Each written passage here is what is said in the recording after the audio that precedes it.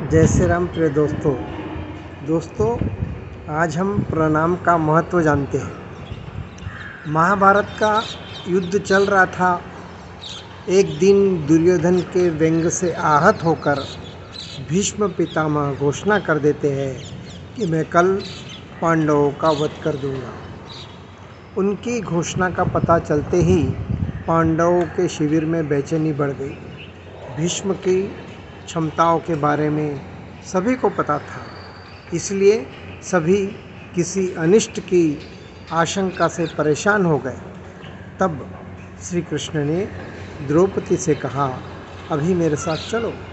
भगवान कृष्ण द्रौपदी को लेकर सीधे भीष्म पितामह के शिविर में पहुंच गए। शिविर के बाहर खड़े होकर उन्होंने द्रौपदी से कहा कि अंदर जाकर पितामह भीष्म को प्रणाम करो। द्रौपदी ने अंदर जाकर पितामह भीष्म को प्रणाम किया तो उन्होंने अखंड सौभाग्यवती भव का आशीर्वाद दे दिया। फिर उन्होंने द्रौपदी से पूछा कि वत्स, तुम इतनी रात में अकेली यहाँ कैसे आई हो? क्या तुमको श्री कृष्ण यहाँ लेकर के आए हैं? तब द्रौपदी ने कहा कि हाँ, और वे कक्ष के बाहर खड़े हैं। तब भीष्म भी कक्ष के बाहर आ गए और दोनों ने एक दूसरे को प्रणाम किया।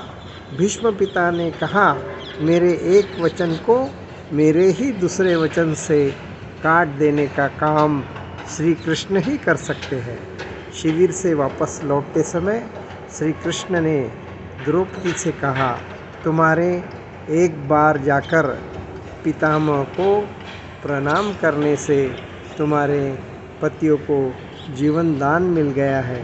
अगर तुम प्रतिदिन भीष्म, धृतराष्ट्र, द्रोणाचार्य को प्रणाम करती होती और दुर्योधन, दुशासन की पत्नियां भी पांडवों को प्रणाम करती होती तो शायद इस युद्ध की नौबत ही न आती। दोस्तों, जाने अनजाने अक्सर घरों में बड़ों की उपेक्षा हो जाती है। यदि घर के छोटे अपने बड़ों को प्रणाम कर उनका आशीर्वाद ले तो शायद किसी भी घर में कभी कोई क्लेश न हो।